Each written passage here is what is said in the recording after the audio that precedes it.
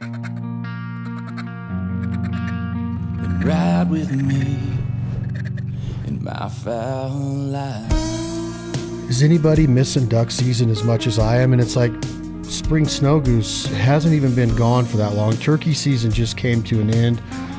I didn't shed a tear over turkey season like I did for duck season. I don't know why that is. People ask me, why don't you love turkey hunting as much as you love mallard duck hunting? And I think it's hard to give that answer. And that's why I brought today's guest on again, because I have a feeling he feels the same as me, even though he can kill turkeys with the best of them. I think he's going to have a pretty good answer. That's how we're going to start today's show off of the Fowl Eye Podcast, brought to you again by our friends at Gerber Gear. Stay sharp, America. Today's guest, Tony Vandemore, Habitat Flats. Thanks for coming back, my brother. Yeah, man. Glad to. How you been? Oh, man. I just I don't know. I'm anxious, but keep talking to everybody in Canada and they're like, we don't know. And then I'm like, I don't know, but I got the dates booked. I'm ready to roll. I've already started I know we're going to get into some of your prep, but my prep's a little bit different with as far as, getting the arsenal ready for filming. But man, I'm ready to go. And it's, I'm happy it's summer because I do enjoy the family and I love the lake and I like the recreational part of it. But I think that right now, Tony Vandemore, I'm more ready for duck hunting than I've ever been in my entire life, because I think I really learned in 2020 that I'm never going to take it for granted again. And I think that I have over the years of man, I'm going to Canada, man, I'm going to Missouri, man, I'm going to flooded timber of Arkansas. Shit, it could be taken away at any moment. And I'm just I can't wait. You feeling the same? Yeah, man, absolutely. This time of year is always kind of stressful, trying to get ready for duck season, but the excitement is there for sure. And when I started it off with that turkey question, I've been following you on social media and I love the kids and the calling. I mean, in their eyes and I want to talk about that, but do turkeys do it for you like mallards do? Cause I've seen your mallard videos and you've seen some amazing things. And I know that you've seen it with snow geese and Canada geese, but first of all, you're a waterfowl hunter all around. You're known a lot for spring snow geese. You're known for Habitat Flats. Are you a mallard hunter first and foremost, a duck hunter first and foremost? And do turkeys get you fired up like ducks do? Man, I'd say without question, if I had to do one thing the rest of my life, it'd be shooting mallards, no doubt about it. But as far as turkey hunting goes, man, it's a good thing they don't gobble in the fall. I love it. I mean, we're very, very fortunate that those two seasons don't overlap. The thing with duck hunting, I guess, it's something you work all year for. Every day. Turkey season for me is something that I love to do after snow goose season. You got the mud and all the decoys and all that stuff. It's a little bit different now, being a dad, being married. But when I was single, we used to get done with snow goose season, do Texas, Oklahoma, Kansas, Nebraska, 3 weeks in Missouri, and then do Iowa, South Dakota after that. It was some pretty fun turkey hunting, but it definitely does it for me. But now with duck hunting being even a bigger part of my life than it used to be, just a lot more ground to manage. Turkey season, I wouldn't say it takes a back seat because I love it, but there's not near as much time for it. I got out to Nebraska this year, hunted in Missouri, but I don't get to do the several state tour anymore like I used to. And, even in Missouri, a lot of days I'm just hunting for an hour, hour and a half, or 2 hours maybe, and then going and getting on a tractor or getting things ready. Everything, the world revolves around duck hunting. And then when there's something comes up where I can't farm or do this or do that, then yeah, I'll love to turkey hunt. Absolutely.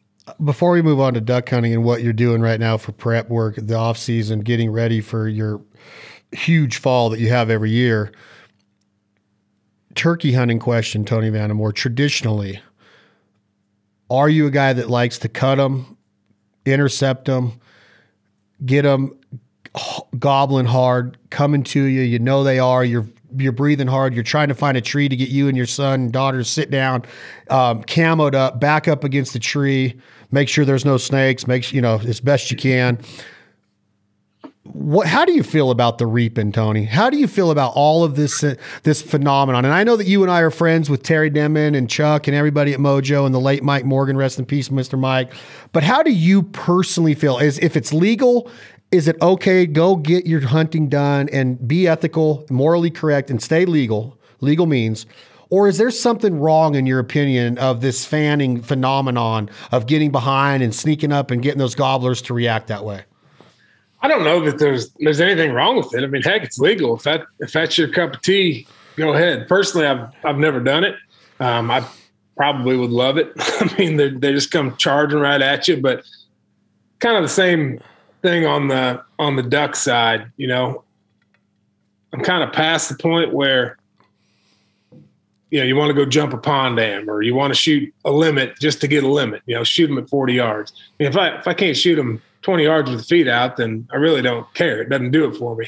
And turkey hunting wise, I like the game. I like the chess match. I'm not saying that I'm a purist by any means. I mean, if they're not gobbling, it's tough. You're on a road trip.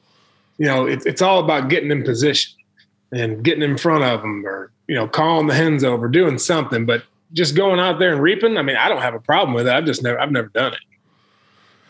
I'm the exact same way, is that if you are legal, do it. It just, I did it one time in Kentucky, and I got back to camp and I was kind of proud. I was like, man, that was cool. And when I told him how I did it, because the guy that took me out, he was the one that like introduced it to me. He's like, try this.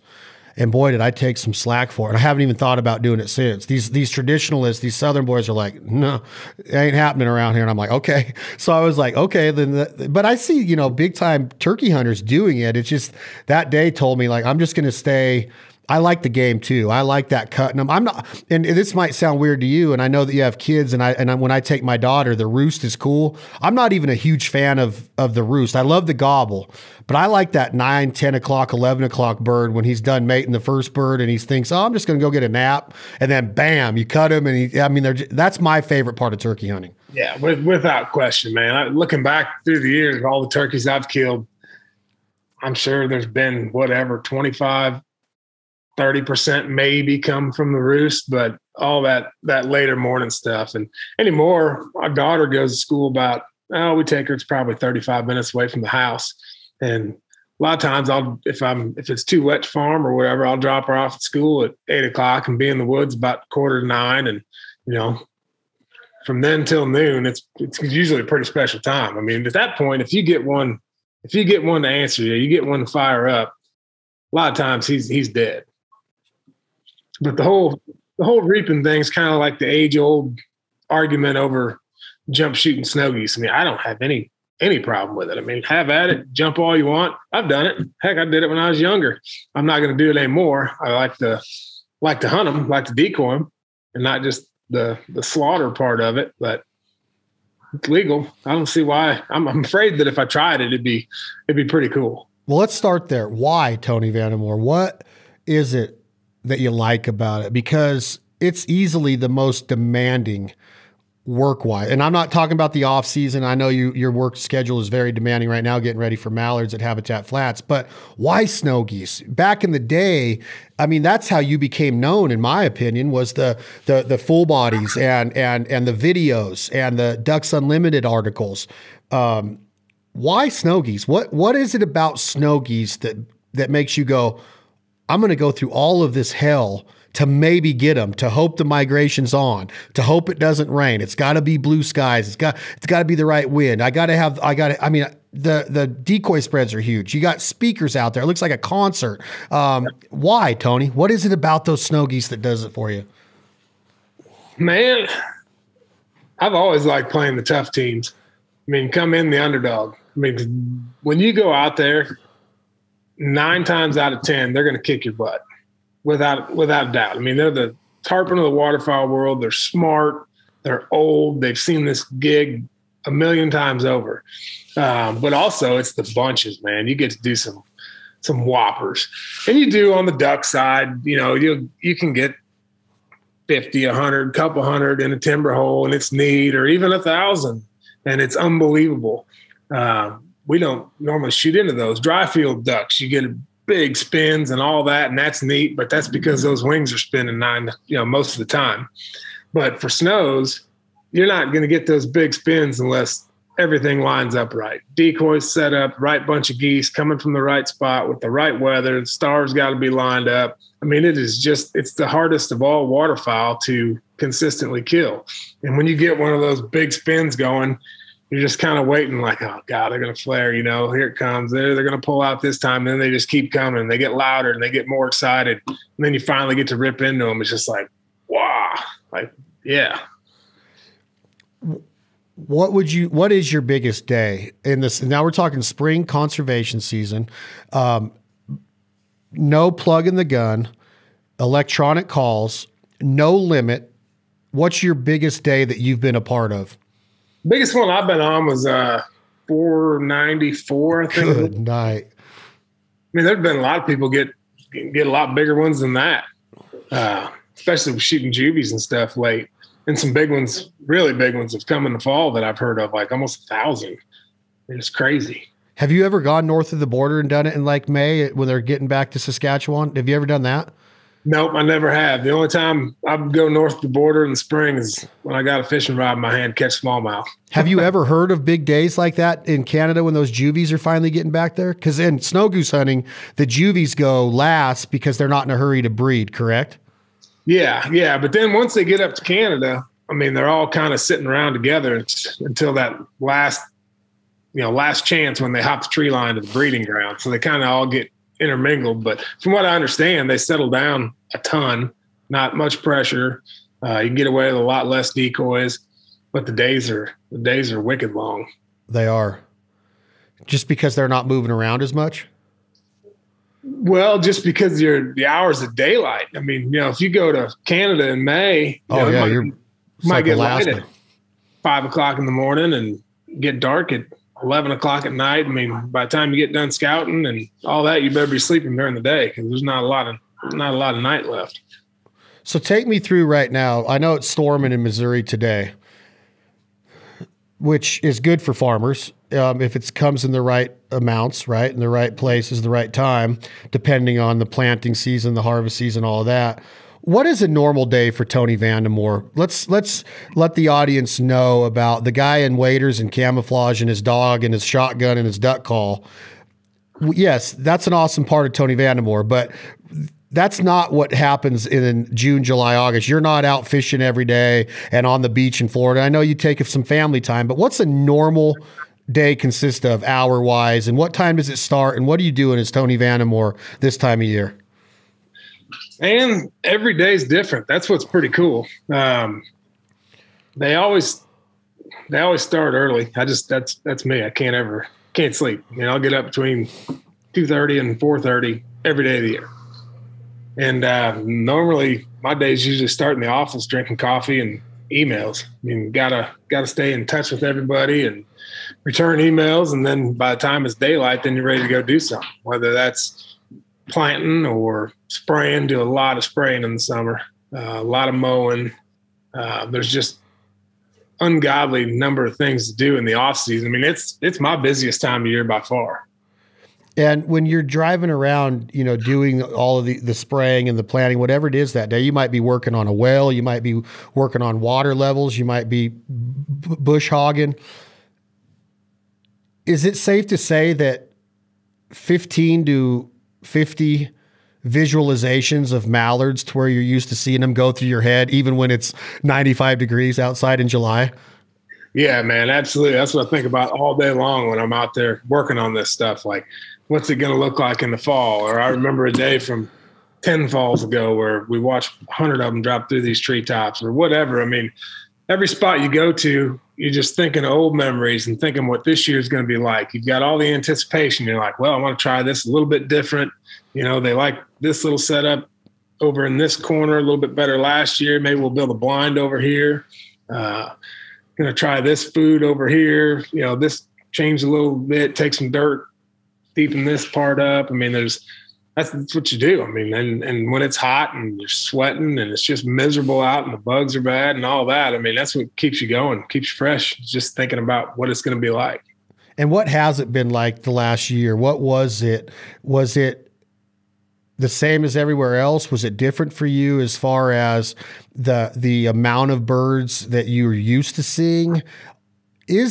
Could it be true that some of the flyways are shifting, Tony Vandemore, or is it just the weather? Do we need a good winter? What's going on, you think? I mean, biggest part's the weather for sure. But I don't doubt that some things are changing a little bit flyway wise. I mean, I grew up in Illinois, hunted the Illinois River. When I was a kid, it was great hunting. My grandfather's clubs, I mean, it was great. And it seemed like the older I got, the worse that it got. It seemed like they were shifting west. And then I went to college in Missouri, found them all there. Like, okay, there's a lot more coming down the Missouri River anymore than the Mississippi, it seems like to me. But really, it's the lack of weather. I mean, it's just crazy.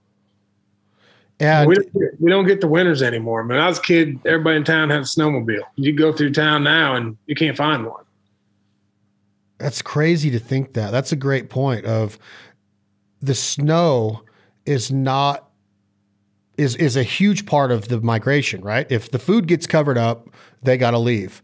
If there's open water and there's food that they can get to, why would they leave, right? Mallards are very resilient. Then tell me if I'm wrong, but then you add on top of this, what have you noticed in the change of the word nocturnal? Is the mallard duck becoming the white-tailed deer and being able to just live life at night more so than they did back in the day, you think? I mean, probably to a certain extent. It's not anything that I'm alarmed about. I think a lot of it is pressure driven. That they don't live, several years by being stupid. I mean, anything. I mean, it's survival of the fittest. They're gonna get smarter. I mean, they get shot till dark in a place. They're not gonna come in till after dark. But the biggest thing I've seen is just the incredible lack of weather. I mean, last fall was a great example. I mean, had a foot of snow in the Dakotas. What was that, like 20th October roughly, or somewhere right around there? And we had got our beans out late, had just turned our pumps on like 2 days before this. So we're talking just little skinny sheet water and 15, 20, 30,000 mallards in every field. It was unreal. Like, we didn't open until November 7th, so I was freaking out. Oh, gosh. Oh, my God. They're going to eat us out of house home. I shut all the pumps off. We just kept watching them every day. I mean, they're in like an inch, 2 inches of water. I mean, just thousands and thousands of them, every field. And then right about Halloween, that big super moon, that big full moon hit, and it got to 80 degrees. And I don't care if you're in Canada or Louisiana or Missouri, when you get a full moon and it's hot like that, I mean, they're going to go in the dark. I mean, they're just not going to move very good. Typically, from what I've seen, is once you get ducks on a full moon pattern, that's the nocturnal thing to me, is it always starts around a full moon. They'll move more at night, less during the day. I mean, it's bright, you can see your own shadow at midnight on a big full moon.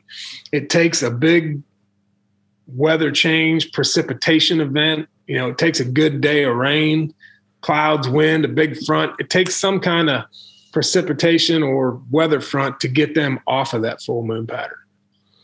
And last year on that full moon, it got to 80, never even been shot at once. Hadn't even been shot at once. Our season wasn't even open, and they went pretty much nocturnal. So here it comes, first week of our season. We opened the 7th of November, and like the first 4 days, we were up to almost 80 degrees and no weather change, nothing. And that's just, I mean, your ducks aren't going to move that good. Doesn't matter what you do. I mean, oh, hey, they're nocturnal. Well, they're coming in after shooting time. Well, that's fine. Season doesn't open for a week yet. I mean, they're not doing that because somebody's shooting at them. They're doing that because that's what they do on a warm full moon, and they have for years. I mean, that's just a weather thing. And we never really had any serious fronts or anything to speak about last year. Really all fall. I mean, we didn't have any crazy weather whatsoever. These hunters are booking these hunts with Habitat Flats. They're looking forward to this all year. Even when they hunt at Habitat Flats and the last day ends, they're like, can't wait to see you next year. You have a lot of return clientele. going into opening day, you have groups coming into Missouri. You have double lodges now. You have a lot of overhead. You have a lot. This is business. This is fun. This is hunting. This is guys that understand, hey, it's going to get 80 degrees, but we're still coming. This is Habitat Flats.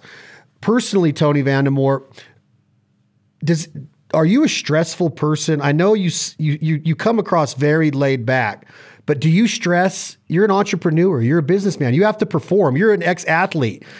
0-2, you got to put the ball in play. You want to perform from whatever side of the plate you're hitting. You want to put the ball in play. You want to let the ball get deep, hit it where it's pitched, hit it to the opposite field, do your job, move the runner over, hit a fly ball when there's a guy on third so he can tag up and score. You're a performer, Tony Vandemore, but do you stress out? Do you get white-knuckled still? Do you get scared? Do you get fearful that, oh man, I'm letting somebody down? Because to me, your reputation succeeds you. Like everybody's like, I'm going hunting with Tony Vandemore and Habitat Flats and the McCauley's. Do you stress out about it? Oh, absolutely.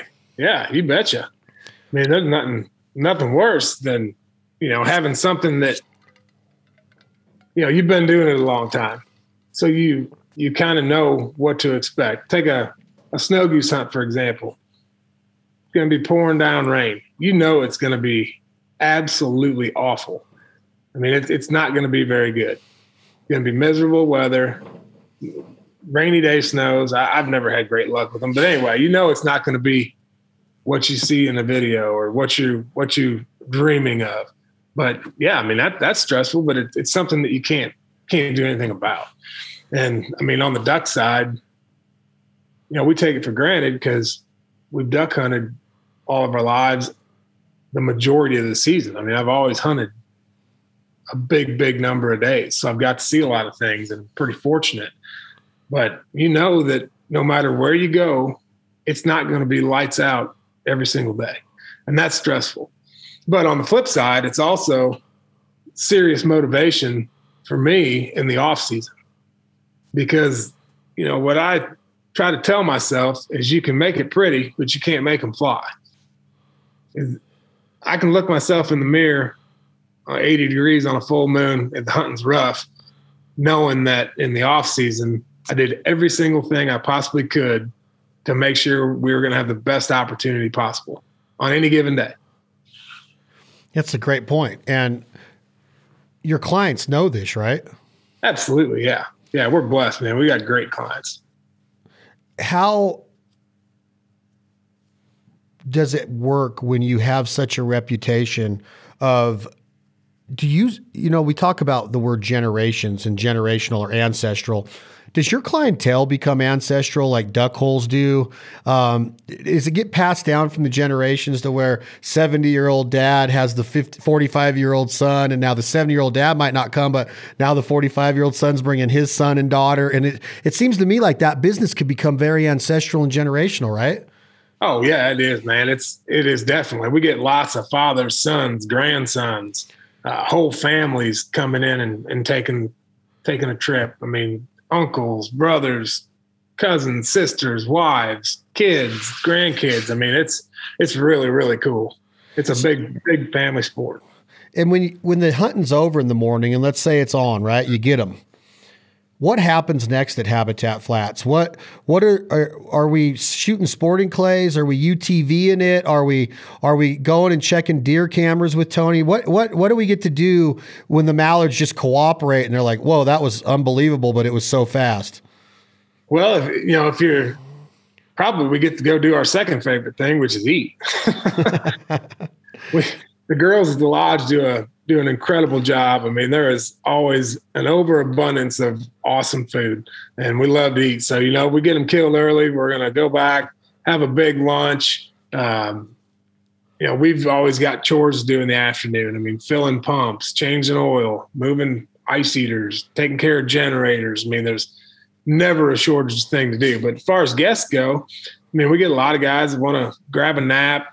Some of them might want to go upland hunt where, we set them up over pointing dogs. And they're release birds, but they fly really well. But a lot of the guys, and this is what's super cool to me, they appreciate the overall experience. So we get a lot of guys, they've been with us so long, they know where everything's at, and right off the back patio of the lodge, we'll have a big fire. and looking over the refuge, looking over one of our flooded fields. And they just sit there and watch all the ducks and geese coming off the refuge, coming in the fields. They love it. They'll load up in their vehicle and they'll go sit up on one of our bigger properties, just sit on the levee and just soak it all in for the last couple hours of the day, watching all the ducks come in, listening to them. I mean, you can make yourself sound like a pretty good caller if you go up and listen to live ducks, because every sick, nasty sound you've ever heard, they make them all. And that's probably one of the highlights of the fall, even for me, is just sit on a levee and just listen and watch the show. I mean, that's what it's about. Watch the show.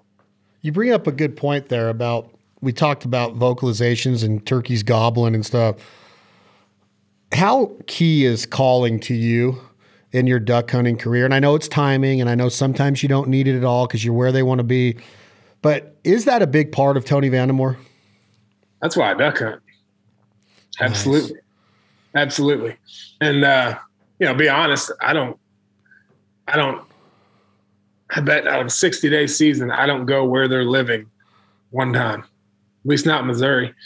I'd run traffic every day just because for me, it's a lot more fun hunt. I mean, they don't want to be there. There's never going to be a duck in that hole. You'll never kick one out of it. It's just pure traffic. Ducks going from point A to point B, and you're right in the middle of it.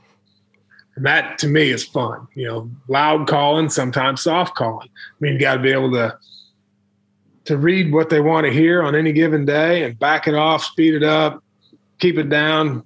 Don't just get them started, get their attention, then shut up or call them all the way to the water. I mean, that's the game within the game for me, and that's what I love. And what's really cool is, running traffic, they don't want to be there. So you're taking a bird that's going somewhere completely different and making him kick his feet out in front of you at 15 yards in a place that he doesn't want to be. And that's what I love about duck hunting. I mean, that's awesome.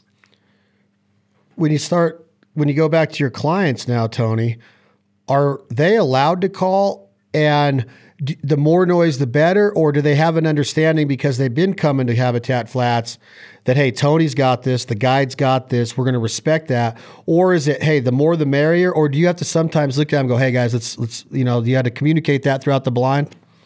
Honestly, we really don't. I mean, very few people call. They're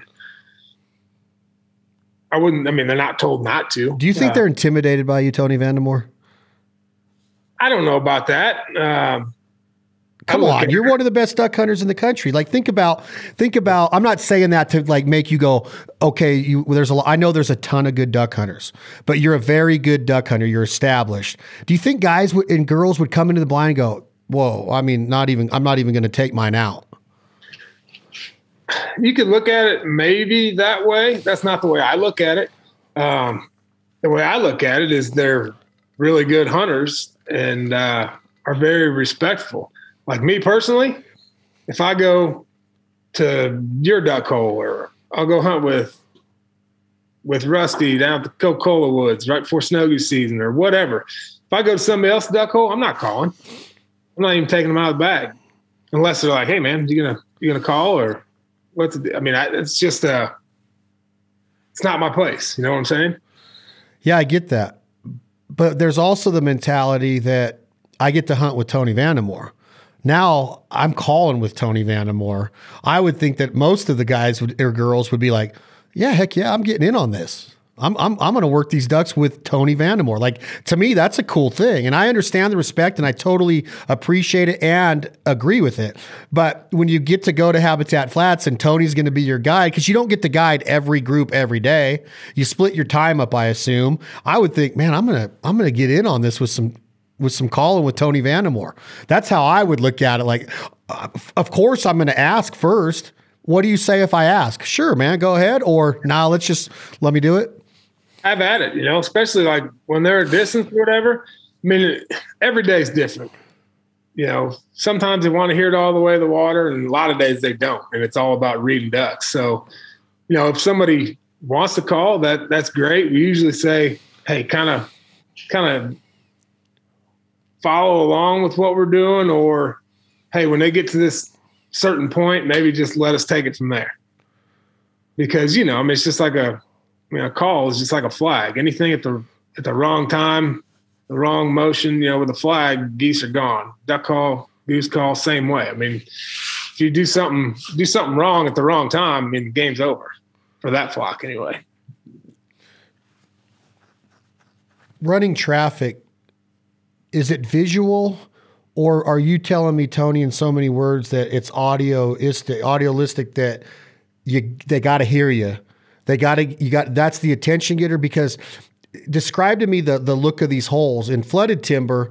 I've always said that it's more audio because it's harder to see. And I know that you can see the white and the flashes down there, but I've always said that's why so many probably the most great duck hunters in the world come from the state of Arkansas, because you got to sound like a duck to get them in the woods because it's an audio state. Yeah. Is that agreeable to you? And then when in your situation of running traffic, like you just talked about, take me through the importance of a decoy spread, because in the holes that you hunt, it doesn't seem like you run that many blocks, that many floater decoys, or do you? And do you have to have a huge spread to run traffic? No, not necessarily. I mean, I'll run 6 to 10 dozen a lot of days. I mean, these holes are bigger. It's not like the beautiful Arkansas green timber. I mean, we're not blessed with that. I mean, think of more like a slough. I mean, it might only be 60 yards across, so it still looks cool, but it's bigger water. I mean, they need to see something. But for anybody that thinks it's not an audio deal as well, I think it's mistaken. I mean, say you leave those decoys, look at millions of permanent spreads across the country. I mean, are ducks landing those every single day? No. I mean, you can leave those decoys out in these little timber holes that we hunt, and ducks aren't going to come in and land on. But now you put 2-3 guys in there that know how to call, and boom, you're starting bunches. Bunches are finishing, coming right in your face. I mean, I think the audio is it's every bit as equal, if not more, than the visual in running traffic. Wow, no, keep going. I'm sorry. Shooting our honkers like on a reverse migration. I mean, they might be way dots in the air, 100, 150. I mean, they might be able to see that little black spot you got down there, but they're going to fly right past you unless you're sitting there screaming, and then the audio is what gets them started. Are you saying that you love Canada goose hunting too? I'm sorry, Tony. The visual is going to help finish them, but the audio is what gets them started. Are you saying that you love calling Canada geese too? Oh yeah, absolutely. What would you tell me and the audience is a more difficult task? 1, to learn, and 2, to master? Mallard ducks or Canada geese vocabulary. Would you agree, at least before you answer, Tony Vandemore, would you agree that the vocabulary of the Canada goose is way more intense and way more complex? Because mallard ducks, they say a lot, but they don't have a whole lot of words. It's kind of the same thing. Yeah. Canada geese, you will agree with that, it's way more complex. But what's harder to learn and what's harder to master? Or maybe just personalize it. What was more difficult for you? I mean, a basic quack, I mean, not that hard to pick up. A basic honk is not that hard to pick up. I think the hardest thing to learn is knowing what to say and when. As far as what's easier to call and what's harder to call, I think it's going to depend on what you're hunting. I mean, a duck that's been living there and is coming there no matter what is going to be pretty easy to kill, even if he's not a very good caller. Same thing with a Canada goose. I mean, you're not saying a whole lot to them most days if they're living there. But now if you start running traffic, it's a different ballgame. And that's where the more complex and, advanced calling techniques are a lot better, I think.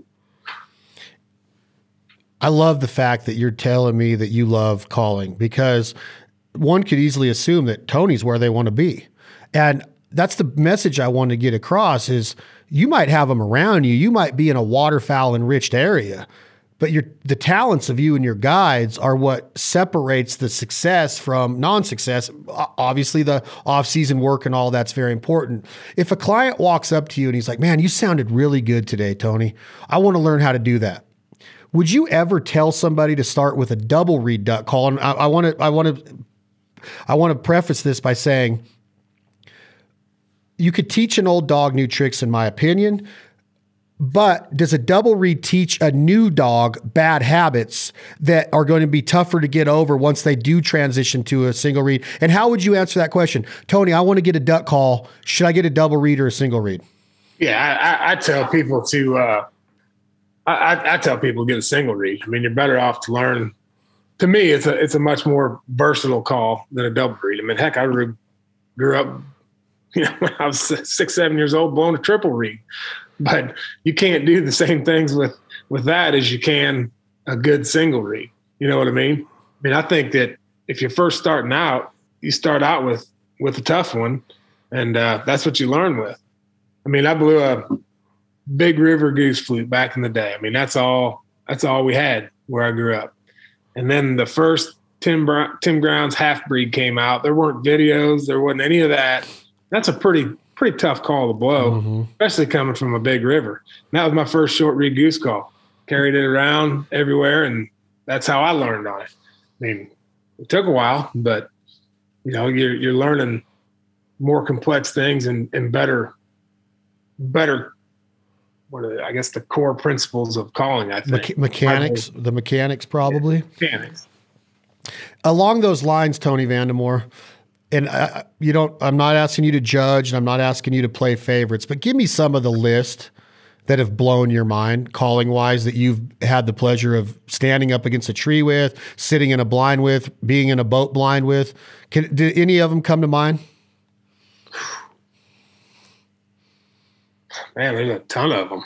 Well, give me some. I want to know who's like made you go, wow, man, you freaking sound amazing.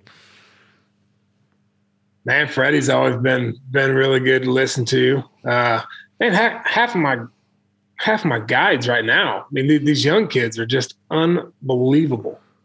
I mean, making all these different sounds on a duck call, on the goose calling is just out of this world.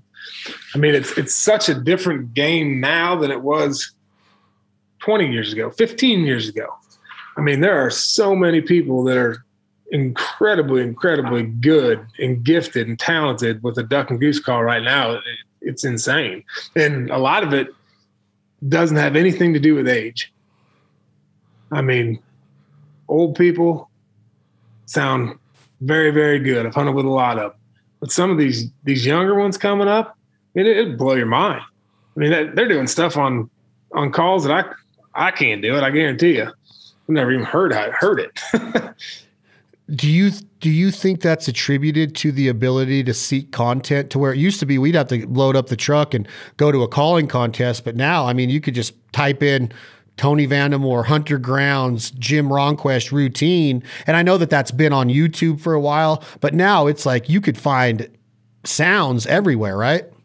Absolutely, man. Like I said, when I was a kid, we didn't have videos or none of that stuff. I mean, I basically kept calls on me at all time. And my mom and dad and grandpa and uncles, they get mad at me. I mean, I blow them in the house, blow them everywhere. Like, go outside, dude, whatever.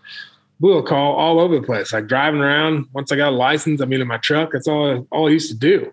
And I'm not great by any means, but that's how I learned.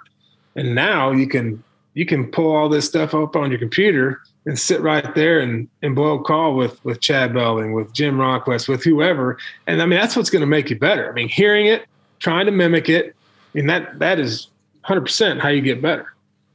Tony Vandemore, do you strategically place your lanyard off season and in season, not when you're hunting? Do you strategically place it somewhere where you know it's at all times? It becomes kind of like that. It has so much special meaning to you that, hey, chill out. Don't just grab it. Ask permission to touch it. And second part of the question is, do you walk by it and go, that's my baby. That's my, does it almost become like a part of your skin? Like my duck call becomes like a beak to me, right? Like that's how I think of it. But when you see your rope, your lanyard, Tony, your bands, and I'm not saying that you're a band collector or hardware means all that, but what goes through your mind when you see it, and is it sentimental to you? For me, that's all it is sentimental. I mean, it's not my my baby or don't touch her, whatever. Hell, I don't care, but it would hurt to lose it just because. And honestly, most of them are all old ones. And I've got a drawer full of bands, and I personally haven't got a band in a long time. I mean, just give them away. But they're all the old ones that really mean something. The ones with my grandpa, my uncles, with my dad, with buddies like Fuge and Tyson when we first started really killing lots and lots of snows. I mean, it's all old stuff that I've got on there. And it's just the memory more than anything. I mean, it would hurt me if I didn't have it, but at the same standpoint, I'm never gonna lose the memory. Do you remember where your lanyard came from? Is it store bought? Was it custom made by somebody that got parachute cord and wanted Tony Vandemore to have a cool lanyard?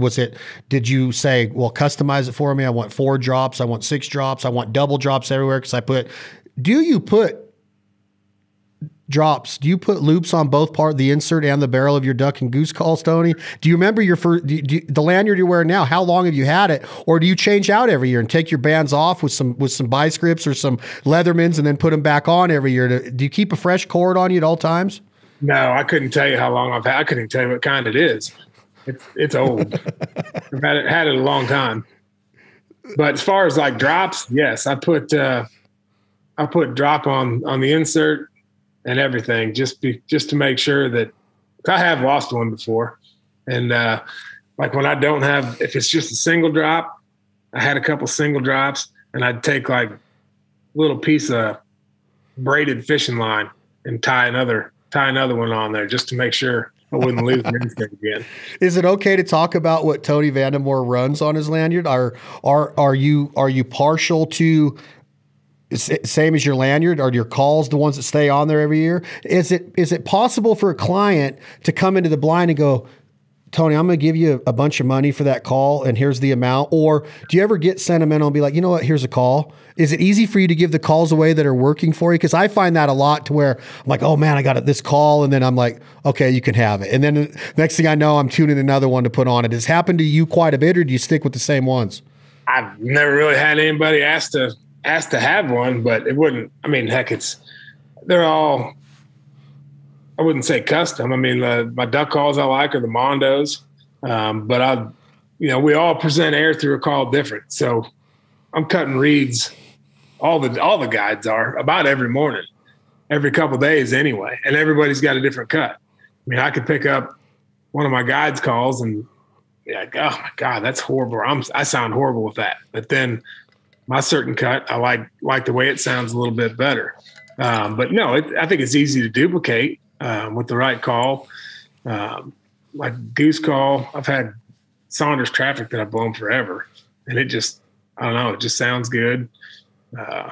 How often are you blowing your reed out or bubbling a reed or tearing a reed in your Goose call? Are you changing reeds quite a bit in your Goose call when the migration's on or the reverse migrations? Are you hammering it that much?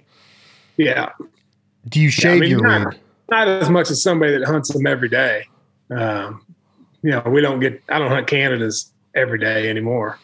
Probably not as much as they used to because our duck seasons go longer. But yeah, I mean, for sure, a couple a year. Do you shave your reed? Mm-hmm. You do. How do you know? Do you just learn that as a process, or is there somebody that taught you, like, you take this many scrapes off the left side, this many off the right side, this many out of the middle? You just have a feeling for it now?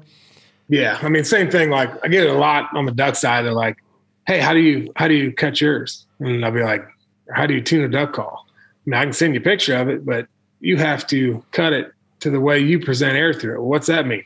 It means get a pile of reeds and a little pair of scissors and just sit there and start experimenting and plan on going through most of the reeds before you find something that sounds even remotely like a duck.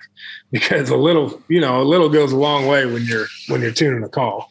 You don't have to take a whole lot off to make a big, big difference. this time of year, do you find yourself picking up a duck call or a goose call ever, Tony? Do you still get off on that sound and being able to work and hit a train note and a double cluck and a spit note and a spit moan, whatever it is? Do you still do it in the off season to where you're like a kid in a candy store? I know you have kids now and you're doing it with them and they're practicing and you're teaching, but personally, do you still love it just picking up a duck call and hammering it? Man, honestly, I would still like it. I normally don't. And that's probably why these younger kids are so much better. I mean, they're incredible. I mean, they're practicing this stuff all the time. And I've always said, because, I don't start to sound really good on a goose call or get my goose lungs, what I call goose lungs for, migrators, traffic geese that you're just blowing at them nonstop, or little geese. I don't get goose lungs till the last day of the season. I'm like, man, next year I'm gonna do a better job of practicing in the summer and keeping in shape with it.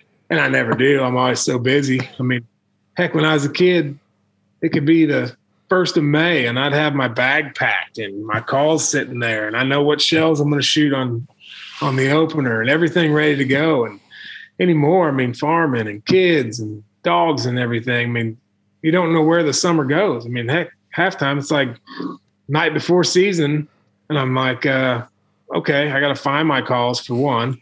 Got to find my bag. Where did I put it? What did I do? It's a different time of life now. Tony, you mentioned goose lungs. You look good. You stay in shape. You're competitive. You're an athlete. You always will be an athlete. You were a professional baseball player.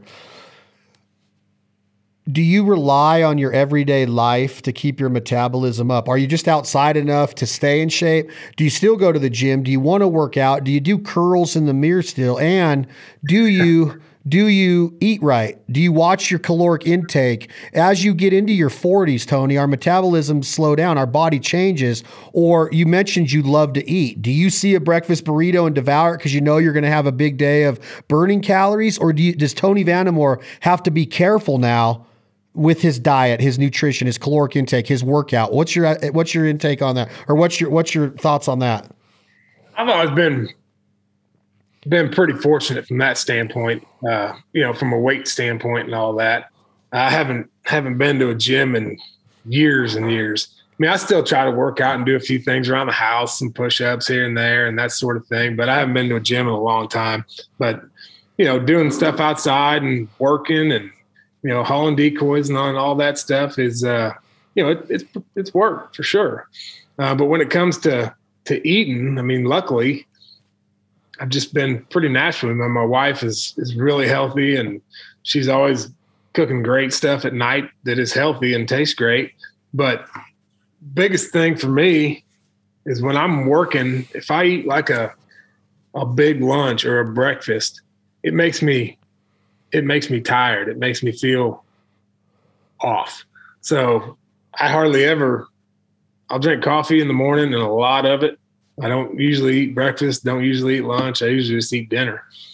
And, I'll take protein bars and stuff like that, something small, just to keep the metabolism up. But as far as big meals, I usually just eat one big meal a day. And other than that, it's, some almonds, protein bars, something like that. I mean, guys will come, out in the summer and we'll work and be like, hey, what are we going to do for lunch? Well, we're not doing anything for lunch unless you brought it. Because if I stop doing what I'm doing, it's hot, you're sweating, jump in the AC, go eat a big dinner. Oh, wait, now I got to go back out to 95 degrees, get sweaty again, but I'm tired. Maybe I could do this. I don't need any excuses to quit. You know what I mean? I'd rather just work through it and get it done and get ready for a big meal at the end of the day. Do you have that mentality that you want to do it yourself? I understand that you have the mentality that if I can't do it, I'm not going to ask you to do it. But you have to have help to run this big of an operation. But we can assume and be rest assured that you're working, right? You're a working man. You're out there turning wrenches, fixing tractors when it needs fixed. If you know that part of the mechanical part of the tractor when it breaks down, but you're in that tractor, you're doing the work, right, Tony? Oh, absolutely. Yeah. I mean, for one, I love it, but for two, Yeah, I'm kind of type A. I know what I want it to look like in the fall. I want to have this come up to the blind like this distance. I want, this strip over here. I want, moist soil right here. I want to spray this because I think it's going to create a good look on this certain wind. It's just easier for me to do it than to try to have it done. And I love to do it. I mean, that's what I love to do. That's what's cool because it makes duck season year round. I mean, it's not just a 60-day season. I mean, working for it, doing the work, putting in the time. I mean, it's 365-day a year job.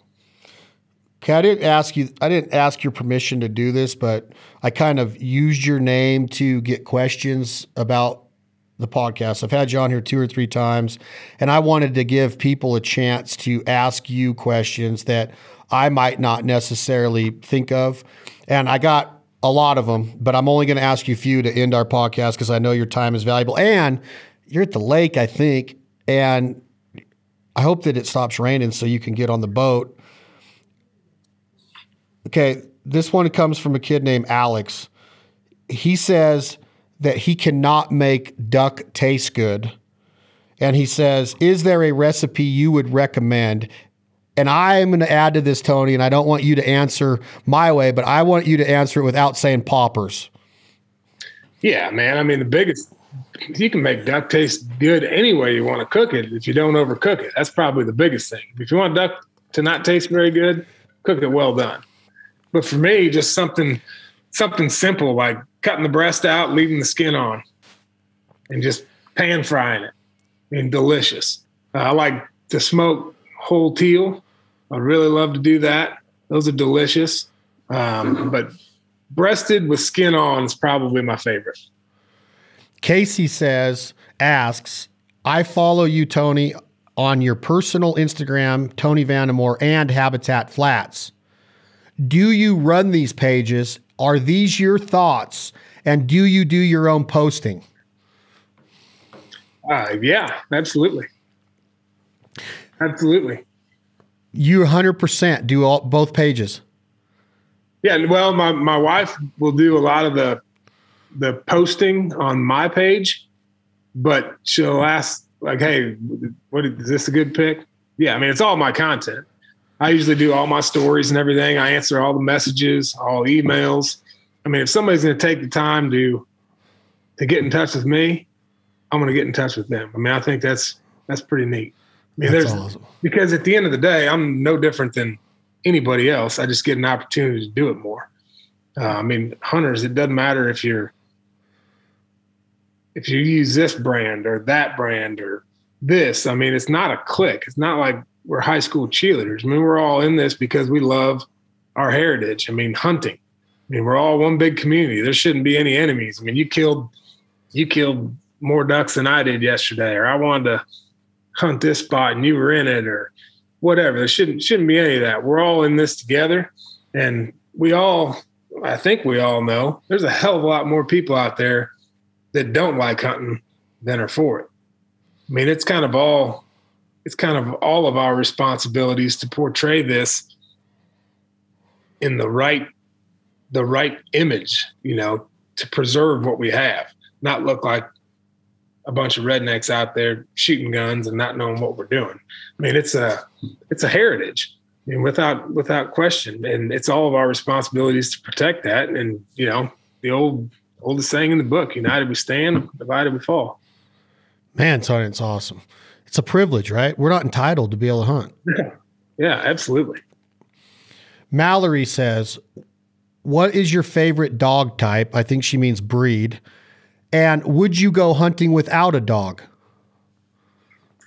Well, for me, it's lab for sure. I've preferred blacks. That's what I've always had. I've been hunting without my dog, and it's not near as fun, but it is still fun. And the reason that happens sometime is because it kind of goes back to the duck calling thing for me. If I go to your place, I'm not bringing my dog unless I'm asked to. because it's your place. I want to see your dog. You know what I mean? And we get a lot of people that bring dogs to habitat flats, and I get it. That's fine. You know, they might not have the opportunity to hunt as much as we do. So when they do, they want to have their dog. But if I'm going to somebody else's place, I would love to bring my dog for sure, but I'm not going to unless asked. Part of my question is, what is your current dog? Who is he or she? What's his name? And how old is he or her? And are you happy with what's going on so far with him or her? My dog right now, Kai, he's Ruff's son. He turned 8 in February, and which is hard to believe. Seems like he was just a pup yesterday, and I still had Ruff. But he's very good. Very, very happy with him. Kai. I've actually got Kai's son, Ruff's grandson, at our kennel right now in training, and so far looks like he's going to be a winner. Wow, that's freaking awesome. That's pretty badass. So 3 generations of dogs now going down too. Yep. So Kai, what's kind of cool with my dogs, Kai was my grandfather's nickname. So his registered name, let me think about this, is Ruff's Grandpa Kai. And then the new one is Ruff and Grandpa Kai's Princeton. My grandfather's old duck club, one of them that he was a member of was Princeton Game and Fish Club, and he lived in Princeton, Illinois, and all that. So this one's going to be Prince. Wow, that is so cool. That's what's so neat about the heritage part of this. That's what people need to know. That is awesome. Here's the last fan question I will ask Tony Vandemore. Will you lay out your dream mallard duck day, weather type and temperature wise? Not a cloud in the sky, 10 to 15 out of any direction, preferably not out of the east, but it'd be tough to have a clear day with an east wind anyway. But no, I'd say mid to upper 30s, coming off a cold night. Not a cloud in the sky, mid-afternoon, south wind. Get them ducks coming, looking into that sun. Nothing better than green heads in the sunshine. Oh, man. It, like, no pun intended, you're giving me goosebumps. Like, it really is. Like that. Are you excited for the season? I mean, are you happy that it's summer? I know you love the work part of it, but are you like, let's get by this and get to September, October, opening day, November? Are you ready for it already? Oh, absolutely. Yeah, man. I'm already looking forward to teal season. I mean, I can't wait. I mean, it's what you look forward to all year when it's not. I mean, you're like, oh, you hunt every day, so you got to be ready for a break at the end of duck season. No, you're not ready for a break at the end of duck season. You might be ready for a break at the end of Snow Geese season, but not duck season. Duck season's vacation. But as far as the off season goes, I wouldn't say that I would want to trade it. I mean, get to take my girls fishing, and my girls, luckily, love to be in the tractor, and that's super cool to me. Be able to have them in there while we're planting corn or mowing or whatever. Listen to hear, what they're thinking. Like, hey, what's that little thing? Or look at this little deer or this. I mean, just all the trying to teach them what makes this part of the year and the other part of hunting so much fun. Granted, the playlist changes a little bit. We got a little bit more kids bop going on in the tractor. Well, okay. Well, then I don't want to bring this part up, but this is something I've been thinking about with my 10-year-old Alyssa. She's my world. Are we going to be ready, Tony, when that day comes where a 16-year-old Tony Vandemore or a 16-year-old Chad Belding comes in and says, "Sir, I'm here to pick up your daughter"? Like, are you going to be cleaning guns like they talk about in the country songs? Yeah, I am 100% not going to wait for that. Oh, God, is it not? I just sit here and go, man, there's just no way. There's no way. They better ask her mother. It ain't happening. That's exactly how I'm like, oh, Chad, you better be prepared in the next 6 years. I'm like, no, I'm not. I'm good. I got this, right? Like, she's not going anywhere. I pick my daughter up. I try to pick her up every day from school because it's like 35 minutes away. My wife usually takes her. I try to pick her up in the afternoons. I like that time with her and whatnot. And just, we'll be riding. I mean, she's 6. She's going to be 7 here in a couple of weeks. and get done with school. How's your day, sweetie? Oh, it's great. It's great. Who'd you play with? What'd you learn? All this. Well, Billy told me that, I couldn't throw a ball very far. So I'm like, what? Who's this Billy kid? It makes me mad already. I'm telling you, it gets she's in jiu-jitsu, and I watch these guys, these kids, these boys, they're flirt with her a little bit, like they do when they're that age, but they also think they can just pick on her and take her down. I'm like, this ain't happening. Don't make me come over there and talk to your parents, kind of attitude. And I'm just like, I'm not one of those parents that she's got to be the best. I don't push anything on her. I just let her figure it out, like what she wants to excel in and what she wants to be passionate about. But man, that part of my next 6-7 years, I'm like, dang it, man. Like they always told you, like it's what comes around goes around, And I was that guy that was like, man, I'm 16, I'm playing baseball. But now I'm like, nuh-uh, it's not going to happen with this one. Just not going to do it. Also, heck, they're girls. They're going to go through stuff, and dad's not always going to be super cool because that's just the way it works out. So I'm trying to cherish these days while dad still kind of cool. Bro, do it, because I'm talking like when it's like the 10, 11, they start to come into their own a little bit, and the kisses aren't the same. Like, hey, give me a kiss. Like they're like, Dad, you're not kissing me when you drop me off for school. It's just not going to happen anymore. I'm like, yes, it is. And she's like, Dad, if you're going to do that, you're not dropping me off right in front of the school anymore. I'm like, really? It's that embarrassing? Like it becomes embarrassing for him. It's crazy. Or maybe it's just me, but she's no, just be ready for it, dude. She was 6 this year, and I dropped her off at school. Whenever I drop her off at school, she gets out of the back, and I'll roll the window down and be like, love you, sweetie. Have a great day. Love you. And we pulled up the one morning, and she got ready to open the door. Now she said, Dad, can you maybe like not roll the window down and yell, you love me? Because sometimes it kind of embarrassed me. I was like, yeah. I was like, okay. All right. That kind of hurt, but okay. So she gets out, she closes the door, and she took off running for the school. And I had the window up, and I was just watching, and she got about halfway and she stopped, and she turned around and looked at the truck. I kind of waved at her. She's like, throwing her hands up like this, and I rolled the window down. I was like, all right, love you, sweetie. She's like, love you, Dad, and took off. She couldn't handle it. Handle it. Playing hard to get. It was super cute. Well, man, this has been awesome, Tony. I appreciate you coming on, bro. What do you got going on this weekend? That's a great question. Today is Thursday.